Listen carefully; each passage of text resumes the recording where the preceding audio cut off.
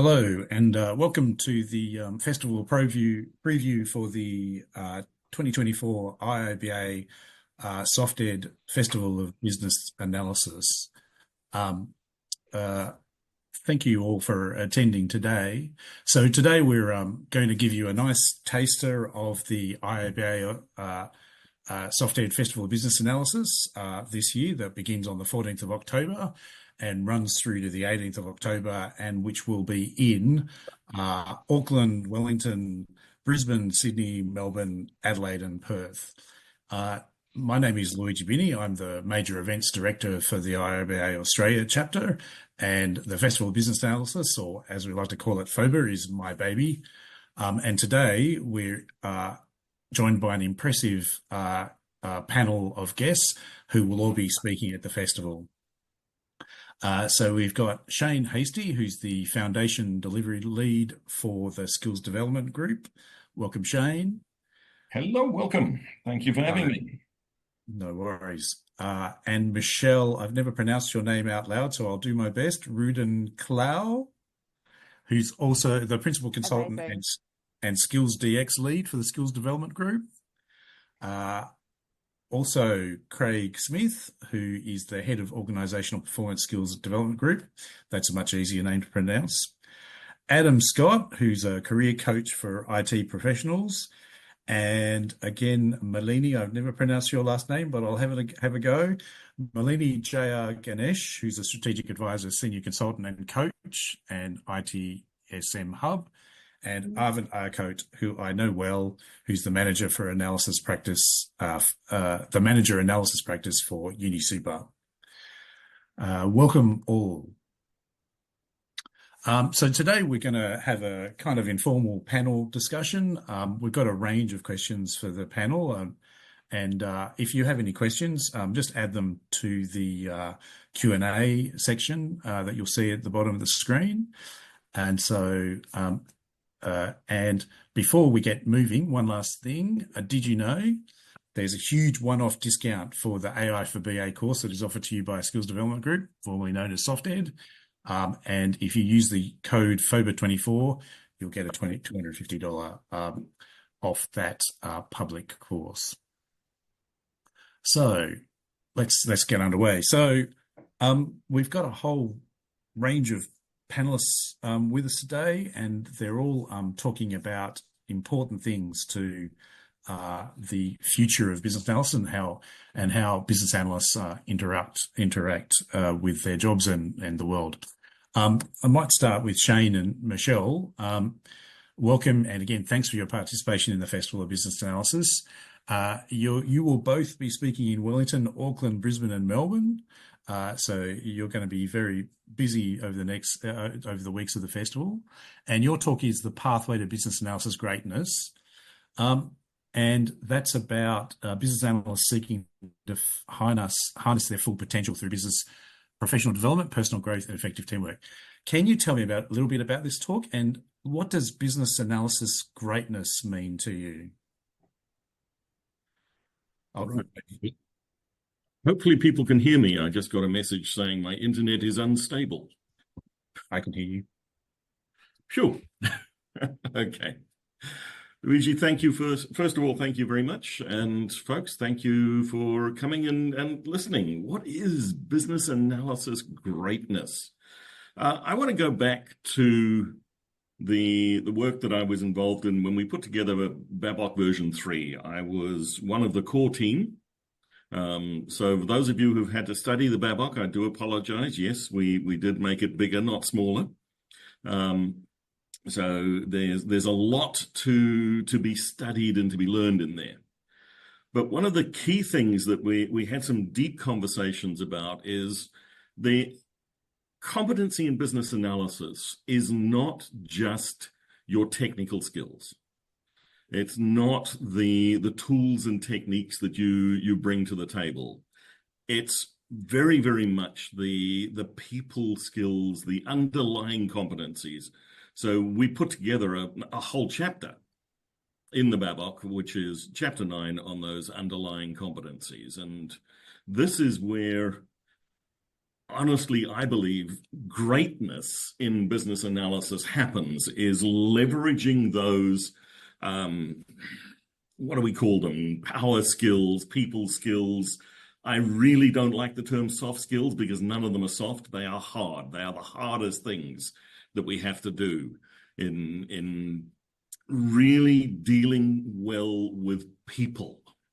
So that's, for me, that's what makes greatness. And our talk is, how do you measure this? How do you actually help yourself find what you are good at, and how can you build out competencies in that space? And what else do you add to it? And I'll bounce it to Michelle to add some more to that.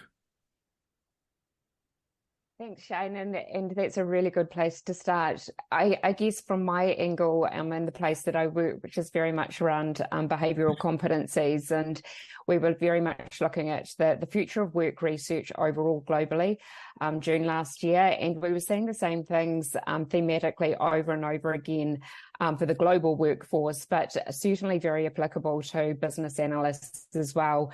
Looking at the IIBA Global Business Analyst Salary Survey, we were seeing those themes come through there too. So very much seeing BA professionals believing they must update their technical skills every 2 to 3 years. Very much the 85% of BAs stating that soft skills, that word, like communication and adaptability, are more critical than ever. So we're certainly looking at in terms of how can you future-proof yourself, given that there's just such rapid technological advances with AI. That's a really steep curve. So by 2027, it's stated that about 50% of workers will need reskilling and technological advancements. We know that technical skills shelf life is actually 2 years. Some reports will say lower than that. So really looking at, I guess, future-proofing yourself, looking towards your own greatness, where you can dig in, and certainly in the age of AI, where can you augment your skills? And that's certainly around those human skills, those durable skills. So our talk's really focusing largely on that in an augmented practice, certainly not in isolation, but how can you set yourself up for greatness in future? Yeah, just a housekeeping note, just a reminder, if you've got any questions, put them in the chat. I'm really interested in that. I think in your talk, you're going to be talking about the blending of behavioural and technical competencies. I've not actually heard of the word behavioural in relation to what BAs do. I've heard the soft skill. So what are the behavioural skills or techniques or whatever they are? Jane, do you want to jump into this, because this is absolutely within the chapter 9? Oh, Shane might be having a problem with his connection. So looking at those underlying competencies, we're really looking at things like analytical thinking and problem solving. That particular cluster, we're certainly looking at creative thinking, your systems thinking, your problem solving, certainly your learning, and your learning agility sits within that as well. Swinging right round to communication skills. And that sounds really, really basic, I realise. And, we do get a few people saying these sort of top 10 skills which keep coming up. This is nothing new. We've seen it for years, and that is true. However, different in terms of AI. So when you're thinking about augmented practice with behavioural competencies and capabilities, we're really thinking about how actually can you build on those and advance listening skills. It's very much that piece where you are, I guess, working in those 3 C's for communication, collaboration, super important in change management. So thinking about elevating from baseline the communication skills, for example, lifting that up. So that's certainly something that we measure. Cool. That you mentioned AI. That might be a good opportunity to bring Craig into the conversation. Craig's talk is going to be powering business analysis with AI all the way. So we've got technical skills, behavioural skills, soft skills, and now you throw into the mix AI. Can you give us some insight, Craig, into the way that AI can help us with this day-to-day work as business analysts. Does it transform all this stuff about technical and behavioral skills? Is it just another skill set, or and how has it transformed the way the BAs do their work? Thanks, Luigi. And yeah, the essentially my talk sort of builds a little bit on what Michelle and Shane will be talking about at the conference, because what AI does is that it not only complements what they're talking about in relation to behavioural, but it also amplifies it. So as organisations have always been looking for ways to be more performant, to deliver more value sooner, meet the customer experience, plus now we have the revolution of AI coming along. There's a lot of media hype out there at the moment that AI is going to replace our jobs and all those kind of things. And look, there may be an element of truth to some of that, but the reality is that what this actually does is two things. It actually helps us. So the nice thing about as a business analyst is that we now have this leg up with this technology that allows us to do some of just the grunt work a lot more quickly, right? We can ask it questions, we can feed it information, we can summarize things, we can get that out quicker. But as Michelle was alluding to, with not only the top 10 skills that are out there, but also going back to the Babok and Chapter 9, is that we have now that ability to be able to make sense of that information. And that's the key thing, particularly with today's AI, is that it's a little bit garbage in, garbage out. So being able to analyze the outputs from that. So it allows us to help our organizations go faster, but in reality, our skills and the things that we bring to the organization are more important than they've ever been. So the nitty-gritty of that, as a BA and as someone who's really tinkered really lightly with AI tools really quickly when ChatGPT was a thing last year, but did a little bit of generic business case work on it, but really I haven't done much since that. What do you think? What are the traditional BA tasks that have been most impacted by that technology, or going forward will be impacted by it? When you think about, if you break it down, and if you just ask any sort of normal person on the street, what does a business analyst do? They'll say, they help us gather the requirements. We all know that we are so much more, but if we nail it down to just those simple things, being able to gather requirements, which is quite often both an arduous task, a lot of documentation, a lot of making sense. Being able to use those tools to not only feed in and make sense of the information, but then also to output things in formats that we want. We can tell AI, here's the way we want requirements written, take these things and turn them into requirements.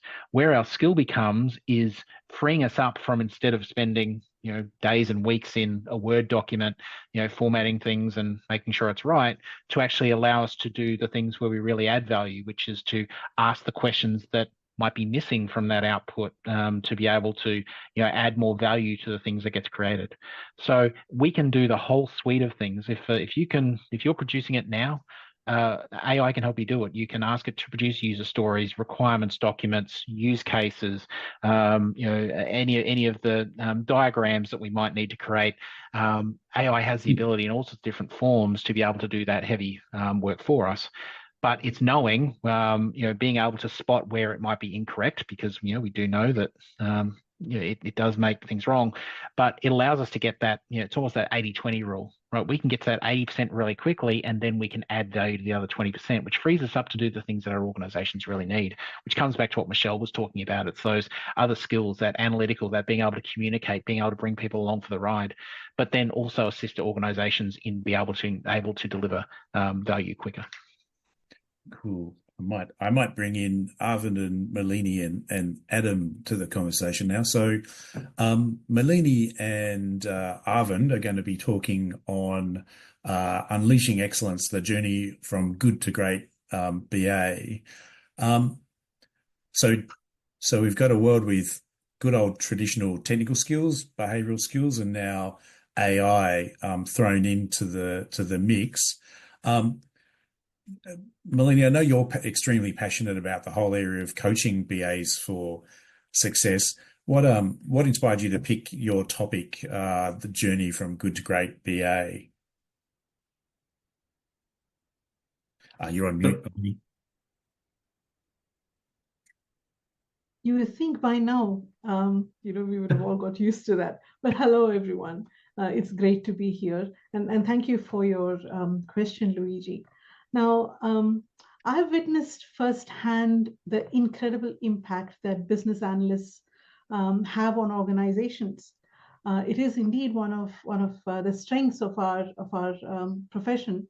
Yet I also see that many BAs are operating below their full potential. And I believe that more BAs can make an even greater difference by embracing their full capabilities. And while it's important to emphasize technical skills and the not so soft skills, I really believe that the journey begins with a shift in mindset, where you embrace excellence as a fundamental part of who you are.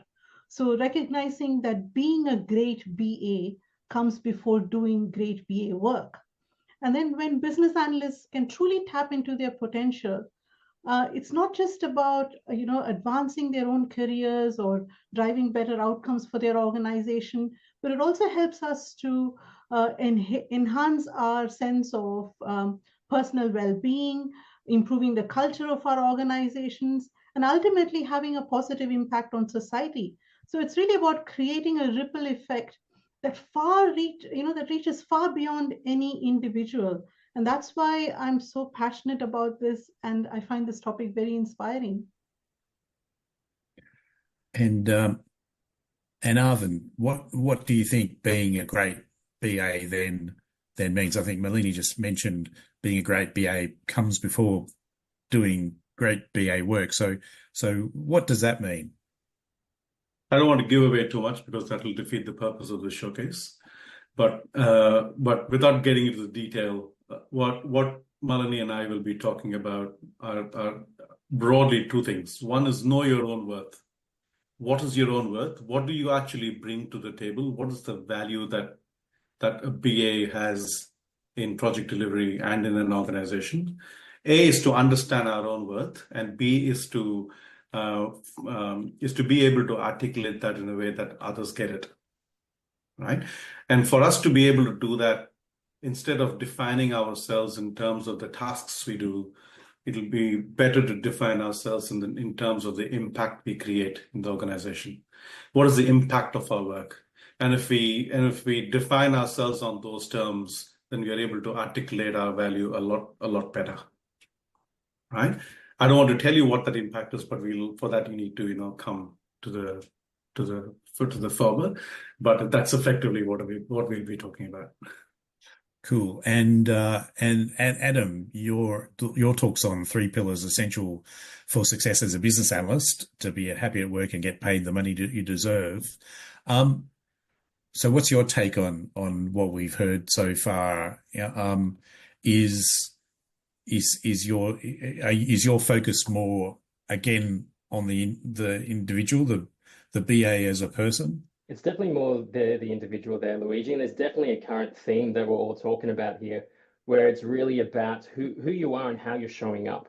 Getting that extreme clarity on exactly what it is that you want to do, being able to promote your value as well, to get paid what you deserve, and having those connections to find that right opportunity. So there's definitely a theme here that we're all covering, and we're all going to be doing that in our own way, which I think is really good. We've got our own spin, so definitely focusing very much on the individual there. And I think those skills, specifically talking about communication, the ability to negotiate and have those uncomfortable conversations. Because I think there's an expression that you can measure a person's success by the number of uncomfortable conversations they've had. And there's definitely merit in that, because there are a lot of people who are great at what they do. They've got their hands-on training, they've got their skills and experience, but they might be a little bit frustrated and confused about what's going on with their career. And they're probably lacking a little bit in that area. So being able to make up for that and just understand that it really is about promoting your value and your worth there, I think is, really, really important. And I was able to, with one of my clients, he was frustrated and stuck in his role, and actually helped him create a new role in an expanding company by creating a value proposition, descriptions, and he went to the CEO and they're on board. He's currently in transition right now to be able to actually land that role. So, sometimes it's about working harder and putting in that extra effort, but sometimes it's about just having those conversations, learning how to negotiate and doing the difficult things, Luigi. So I think we're all going to be covering similar things there. And as Shane said, they're not soft skills at all. They're hard skills. They're at the front. They're by far the most important thing. And supplemented with that hands-on experience and training, like you're going to be a superpower. You're going to be that powerhouse that you're going to want to be, being the CEO of your own career. Cool. So I'm hearing that it's all about, to a certain extent, it's some kind of self-awareness about what you're doing as a BA. Michelle, so I think one of the themes of your talk is going to be how do you achieve this self-awareness? So how do you achieve this kind of self-awareness around what you're doing as a BA? Look, I think there's multiple ways, and there's certainly not just one method or just one tool. So taking a bit of a triangulated approach there is really useful, and that's from self-assessment.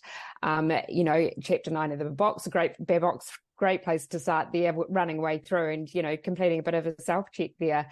Also, too, of course, and Adam mentioned this, your experiences. So having a bit of a self-reflected check back, retrospective on how things have gone, what's worked, what hasn't. So there's a lot there you can actually do yourself, engaging with your colleagues, with a coach, with a mentor, that piece there too, connecting in with larger networks, community of practice, etc. From a formal perspective, and this is certainly something that we do, is assessment. So psychometric assessment or diagnostics, very different to personality testing, which is Jungian based. This is back to your behavioural traits. And we see some surprises here. So I'll be guilty on this panel to go too much into the detail, but essentially that's a really robust way to take away your own bias, potentially manager bias, other people's, feedback that may have their own lens on it, and where do I actually sit? And there is some surprises that get thrown up within that. Gives you a really, really good place to start. Where are my strengths? Where are my development areas? Where are my values sitting? What engages me, drives me, motivates me? So when you're coming back to, and I love Adam's, be the CEO of your own career, best place to start is a place of really good self-awareness and information, and then you can target your development plan going therefore.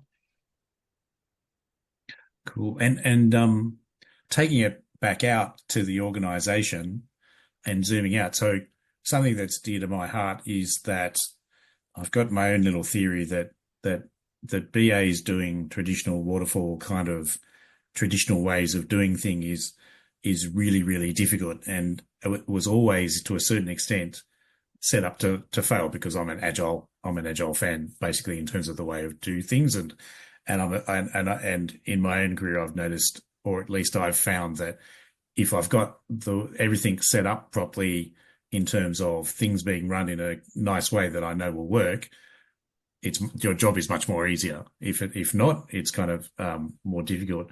So I'm wondering, in terms of the organization, probably two ways. How can organizations create environments that support and encourage your upskilling? And given the focus on both individual growth and team collaboration, how can BAs balance pursuing their excellence personally with fostering a collective rise in team performance? Is this something that BAs can influence by themselves? And is that one to me? Maybe to Shane? So, as a member of a team, you bring a set of capabilities and skills. And with that set, you also want to understand the other members of the team. And what we talk a lot about taking a strengths-based approach. Where are your strengths? Lean into those strengths and leveraging that, and then understanding the other people on your team. and what strengths do they have? Because there will be gaps that you have that other people fill. You will have strengths that other people have gaps in. That having that wider understanding of who we are as a team, and this is irrespective of job title. This is who are we, because we as a team, in the modern organization, the unit of value delivery for organizations today is the team.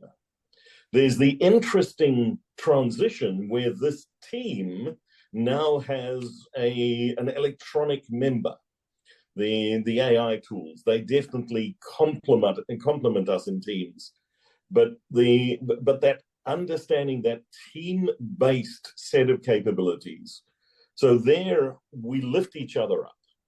From an organization perspective, it's recognizing that the team is the unit of work. And sometimes that means we have to change some of the really ingrained bad habits. And one that I want to call out, because we've been calling this out for at least the last 2 decades in the Agile movement, is the individual reward system and the individual bonus system. If you want people to collaborate, reward them as a team, not make them compete against each other. So from an organization perspective, if there's one thing I would ask people to do, is to rethink that motivation and reward system that is at the organization level, because it breaks collaboration in almost all organizations. So treat it as a we, and understand how we support each other, and knowing our individual strengths and gaps, and then filling those up, and then thinking about, from an organization perspective, how can we create that greater space? And there are some simple low-hanging fruit that we've seen work many times. Cool. And Craig, if I think I can just, sorry. Yeah, go on. Yeah, go on. I was just going to say, just to make that come alive a little bit in some of the work that Shane and I've been doing, is certainly, this individual sort of assessment and diagnostic, which then layers up into, that feeds directly into a team heat map. So we can see on a beautiful heat map, where the strengths are, where the gaps are. Now we're all working in cross-functional organizations, matrix organizations. So really, again, I guess coming back from that role-based approach and position title approach, and actually what are the skills that we need, what are the capabilities, what are the values that we've got, individual level, great, team, understanding that, and then how do we see that across the rest of teams? So then you can start to actually go, and I've just had this, where we've looked at this heat map and the leader's gone, uh-oh, and it's not uh-oh at all.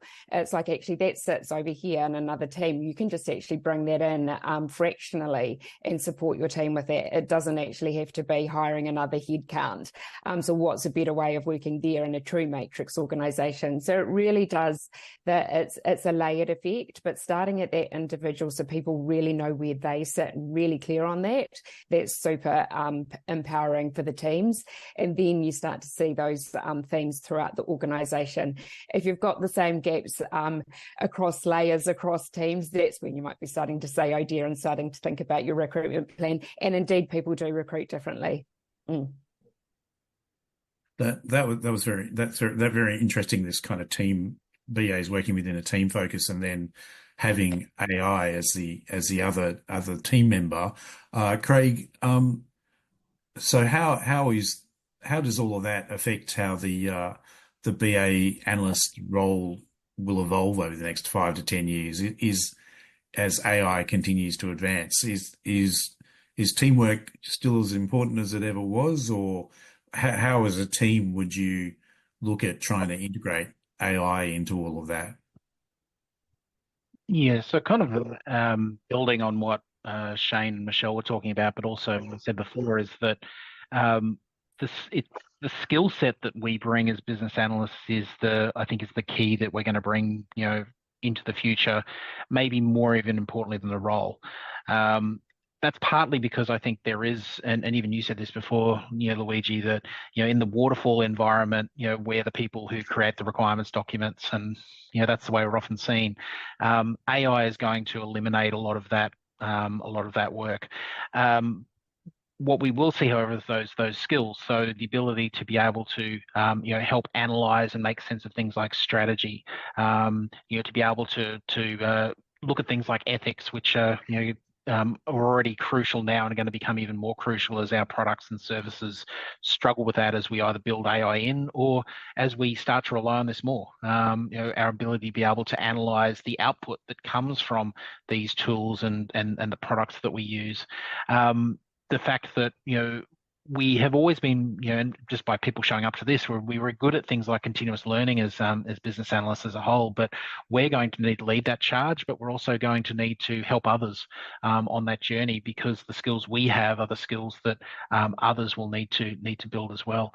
And we will have to be that glue between, as people start to, as Shane was talking about, we bring AI into our teams. AI is also going to be coming into other teams, or even the products and services that we offer. We might need to bridge that glue. So being that human AI bridge, so to speak, is also extremely important. And it kind of, just while I'm sort of saying that, there was a question in the Q&A about,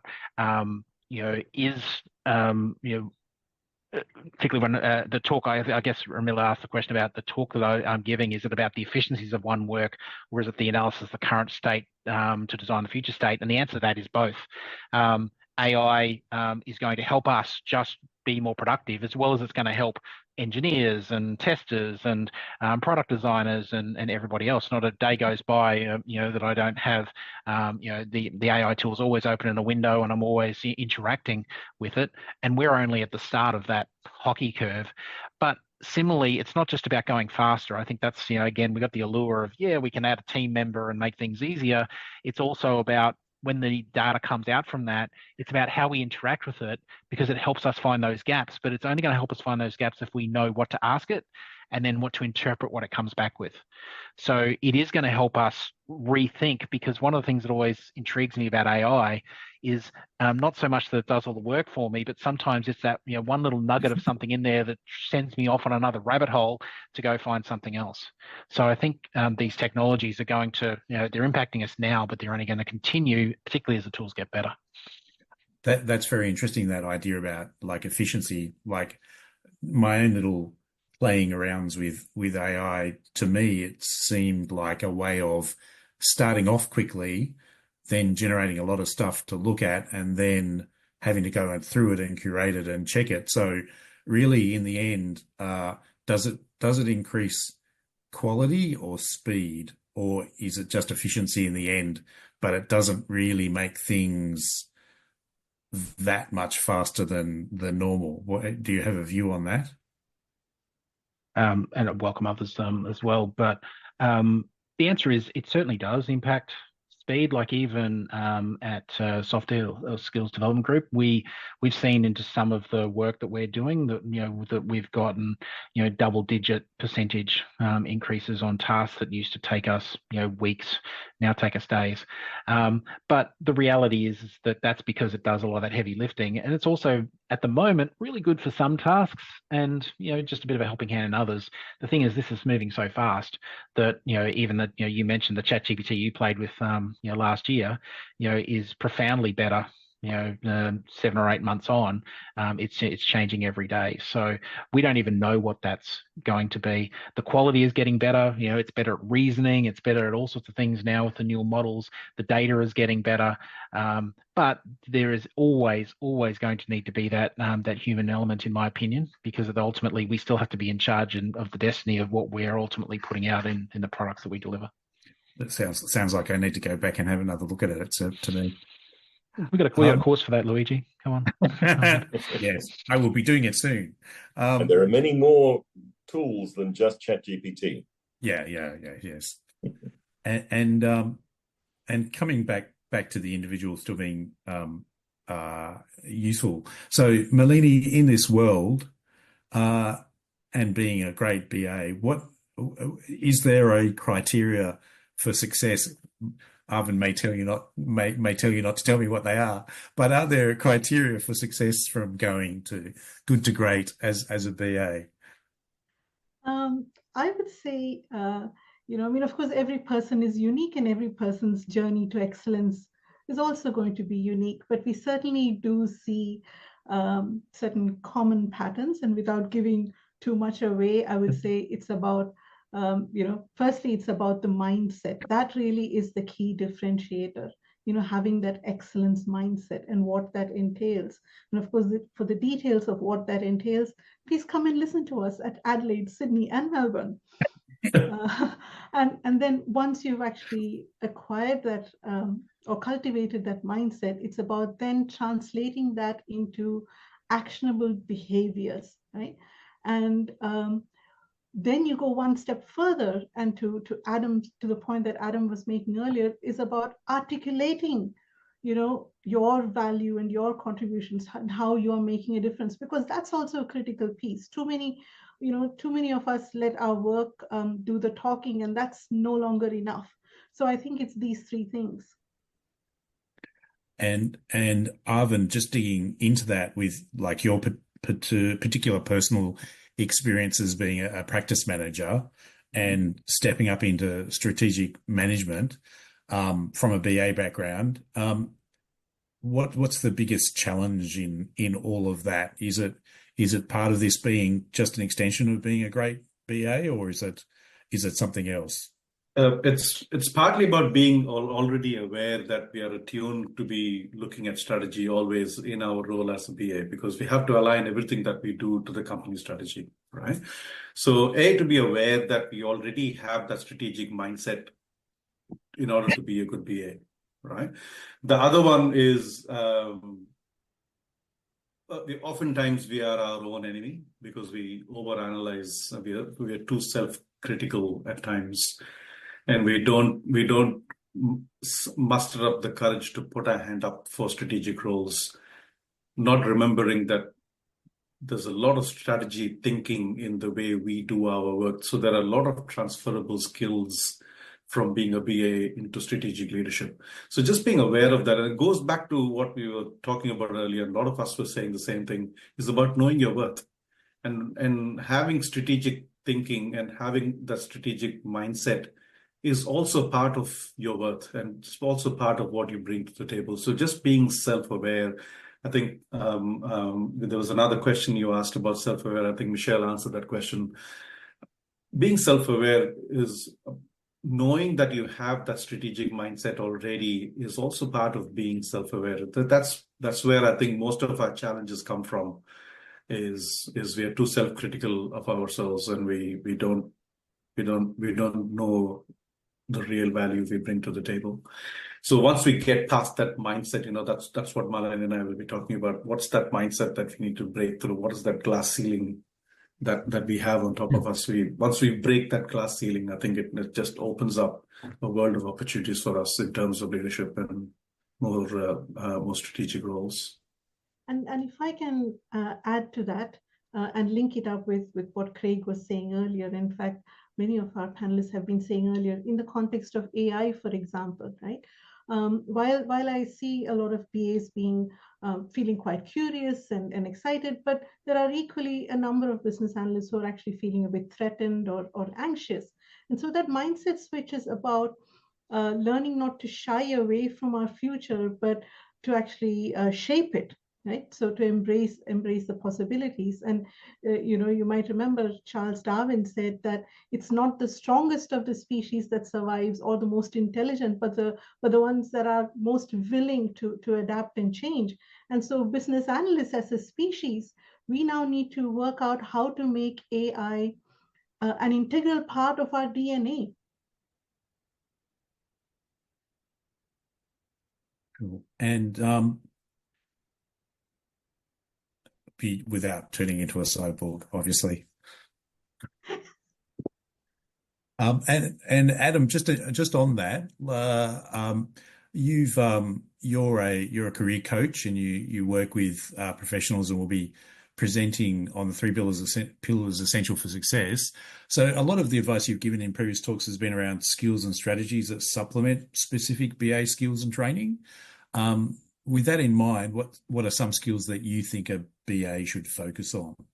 That's a good one. And look, I've definitely touched on it a bit with the negotiation and having those uncomfortable conversations. I think in line with the soft skills, or as me and Shane say, the hard skills, the ability to self-promote. And I want to bring that one up because it's an issue for a lot of people where they're like, this isn't my style, it's not me, or I'm an introvert. And Melanie touched on this as well, is having that mindset shift and just coming from a place of service. Because when you're promoting yourself properly, you're making it very clear and easy for another person just to be able to make a decision if you're able to provide that value that they're actually looking for. So being able to do that, understanding it's not actually about you, but it's about what you can actually do to help other people. And it's like, how are you controlling that narrative? Because we're just one person, Luigi, right? There's 8 billion people out there. And as we said before, hard work just doesn't speak for itself these days. So how are you presenting the narrative in the resume and also, your LinkedIn profile as well? Because more people are going to see your LinkedIn profile than your resume. And do you have an elevator pitch? People ask me what I do. I'm a career coach helping IT professionals get promoted, land their dream role, doing what they love and avoiding burnout along the way. And you might say, I'm a senior BA who loves driving customer success and want to work for companies to build a sustainable future. And if you're able to just spin things off like that, you might speak to Uncle Jim's best friend at a barbecue. Now, it might be like, look, my friends just started a startup and they're actually looking for BAs now. Like, you don't know where it's going to go. And when you're coming from that place of service and understand it's not actually about you, you're actually there to help, right? So just having that kind of shift is something that's going to be extremely a valuable thing to do. And one of my clients, like, he was a very multi-skilled, multifaceted guy, and he actually went for a job as a cybersecurity architect and strategist. But the way he promoted himself, when he spoke to the recruiter was like, mate, you kind of sound more like a PM than a cyber strategist. And we had a little bit of a laugh about it, but just how you're controlling that narrative is a big thing, especially if you're multifaceted and just thinking about what it is that other people actually really need. So I just think, just take the focus off yourself. I know it can be hard. I know it can be difficult, but understand you're coming from a place of service. And it takes a lot of the pressure off as well when you're just thinking about the value that you can provide, right? Like, it's not ego. It's got nothing to do with that. It's just, you're just trying to help, right? We're all in this together. And that's pretty much how I see it. Is that service element, is that your advice for the best way for a BA to accelerate their career, or more importantly, find the right opportunity? I would say that's a part of it, but another part as well, a lot of BAs come to me asking like what certifications I should do, like what kind of training should I do? But my first question is, where do you want to be, right? Like, you want to be able to reverse engineer that so you can have a path moving forward associated with what it is you really want to do. Because one thing we don't get back now, Luigi, is time and energy. And especially if you've got commitments with family, friends, you want a high ROI for what that is. And I see a lot of people start at the base trying to do all these certifications and training, but it's not providing the results that they're really, really looking for. And I've seen people spend tens of thousands of dollars and years in training just to not get that result because the issue is actually something else. So I think just having that in mind, I think is really, really important to be able to move forward. And it's going to save you a lot of time, a lot of heartache, and because it can be, really upsetting to hear when people are doing all this training, they got the right attitude, but it's just not creating those results. Cool. So just a heads up to all the panelists. So the last question I'll get you all to answer at the closer to the end in maybe about 10 minutes or so is, with FOBA coming up in 3 weeks, what are you most excited about? So start thinking about that in the background. But now we've just got there's an interesting question from the floor actually that was asked, which was that Michelle's provided an answer to, which is the industry view is that the BA is a diminishing role, even though everyone thinks it's a must-have role to the success of any project. What are your views on that? And Michelle, what did you reply to that?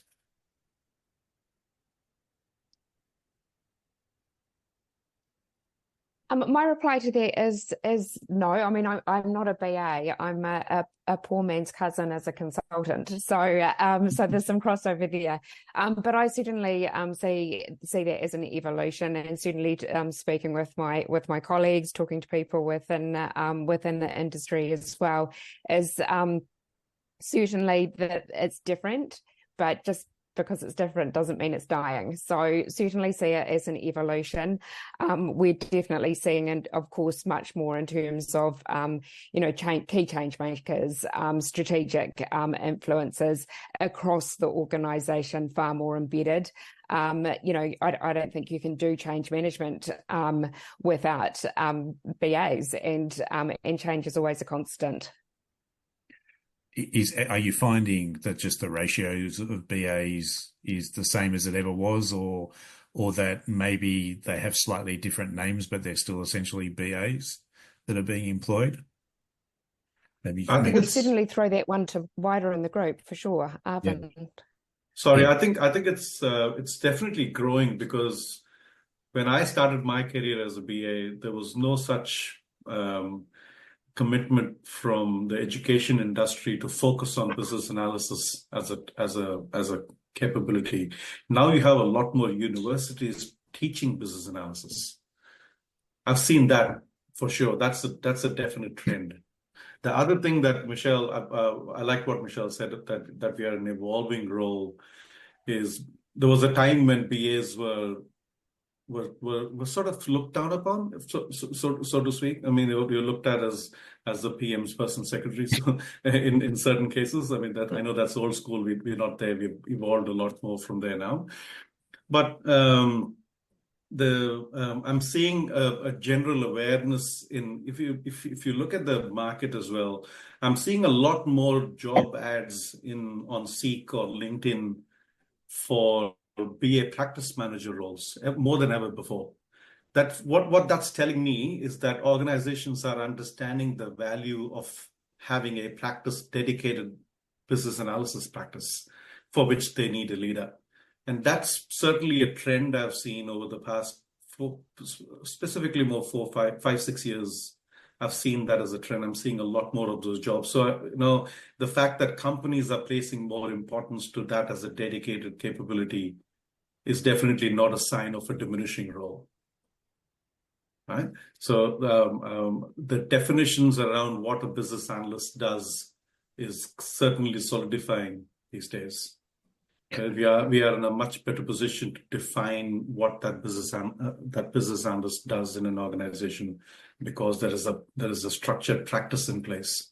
Right? There was a time, and there was a running joke in my previous company where I used to say, business analyst, BA stands for business analyst, not bloody anything. Because so don't come to a BA for something that no one else wants to do. Come to a BA because there's a specific set of value that a BA brings to the table. So that solidifying that understanding of what a BA does has certainly evolved in the market. I've noticed that as a trend. So these are not signs of a diminishing role, is what I'm trying to say. That practice element, do you find that have you seen that it's kind of playing a role wider in terms of organizational change management? Absolutely. Definitely, you said that they're not just seen as order takers anymore. Yeah, absolutely. And we see the practice managers in organizations, including where I am right now, we have a seat at the table. We are right in the beginning of the life cycle. We get involved even before the project starts. We are doing what we call pre-project analysis. When there's an initiative that comes from the business, we sit with the business and define the scope before it actually becomes a project. That wasn't the case 10 years ago. We were brought into projects after the project was halfway through, and it was all, it was a mess, and that's where they called a BA and said, fix it. Now we've evolved from that, where companies have realized the value of bringing a BA right in the beginning, not just the beginning of the project, but even before the project. So that's all very good, and those are all very good signs.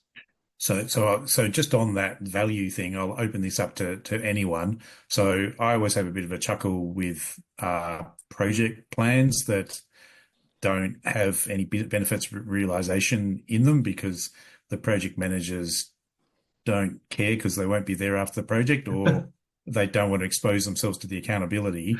In the business analysis world, have we gotten better, or are there ways that we can show and measure the success of the business analysis activities? It's the overall success of the product that we produce, of the change that happens in the organization. And yeah, holding that accountability for benefits realization.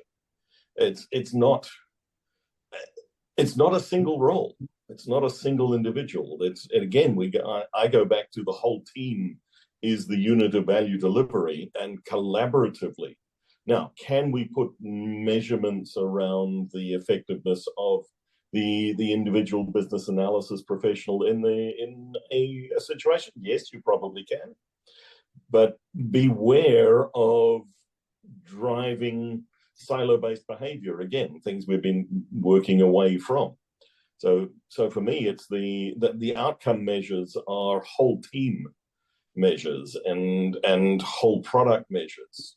Also, the business analysis professional versus business analyst. The business analysis competencies show up in many, many different places in different ways, and you don't have to have the job title of business analyst to do that. And in the IIBA now, they're very, very careful about the language, and it is business analysis professional, because there are so many named roles that need those competencies. Yes. Cool. All right. I think we've got 7 minutes to go. I think I'll ask the question. I'll start with Malini. So, what are you most? I think we're less than 3 weeks away now to FOBA. What are you most excited about with FOBA coming up? Well, I've been attending FOBA regularly for a number of years. And I love the community. I love the opportunity to catch up with old friends and make new ones. But this particular year, I'm especially excited about the fact that I'm co-presenting with Arvind, whom I've known for over 20 years. And this is the first time that we are joining hands to do it. And we are such different personalities. I think it's going to be a great deal of fun. I managed to convince Malini to take me on as a sidekick. So... and are you fulfilling that role as the sidekick well? Except that the sidekick is louder than the main role. No comment on that, Arvind. And Adam, how about you? Mate, I'm a bit of a people person, so I'm super excited just to meet everyone, meet the panelists who'll be there, the people who want to attend.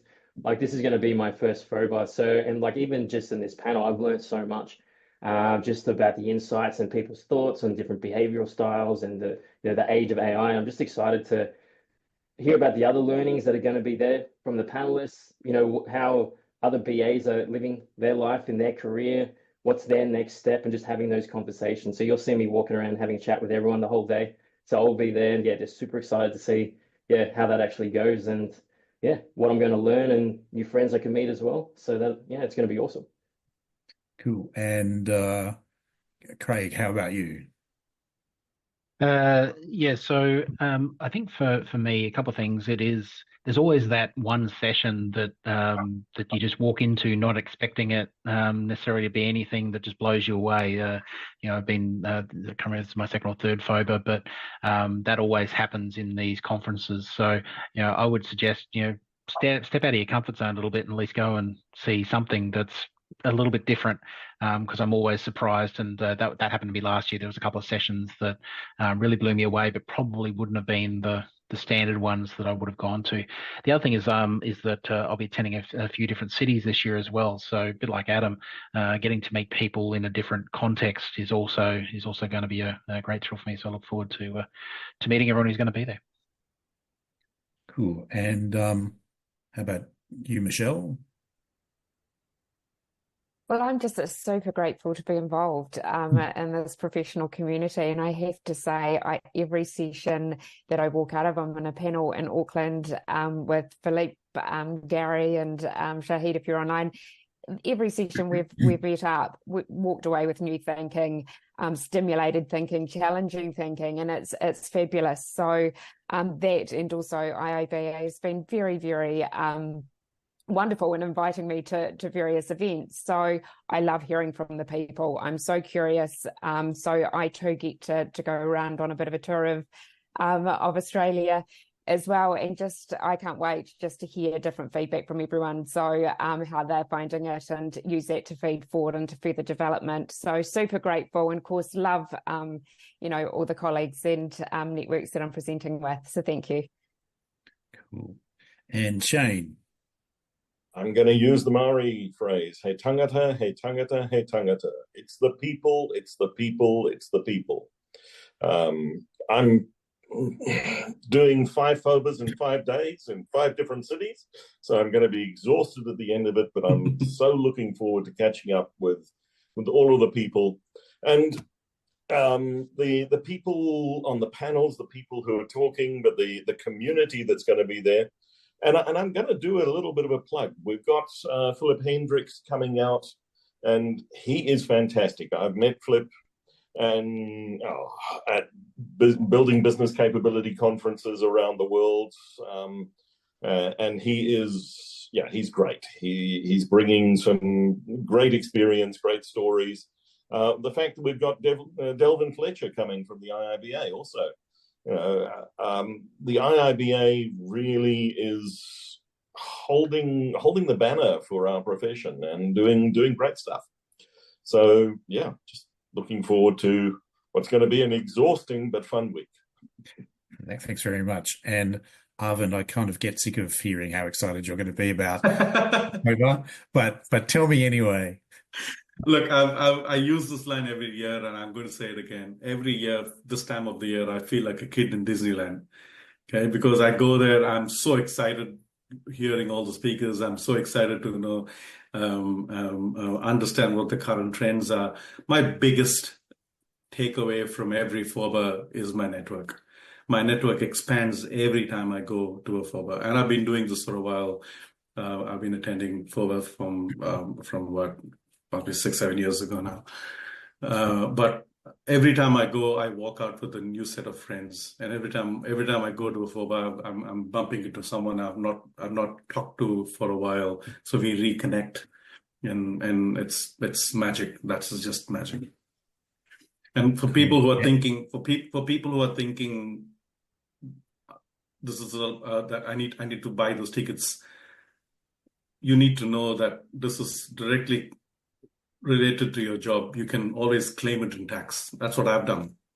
Okay, I can claim. I've done it. Okay, I claim it in tax, and then that's because that's directly related to my profession, so I can do it. So that's probably a new idea for people who haven't thought like that. I think Arvind has just said the most important thing for the whole session today, and I'll just finish off by saying, working in Hobart, being from like a regional part of Australia, I always really enjoy FOBA because a lot of the stuff that I hear from talks, if it's not new stuff, it's stuff that reaffirms the way that we do stuff down here, and kind of indicates the way that the profession is moving, and it kind of really helps you understand where things are at, and kind of allow you to measure what you're doing in your own job. So we're out of time. Thanks very much, Malini, Craig, Adam, Shane, Arvind, and Michelle.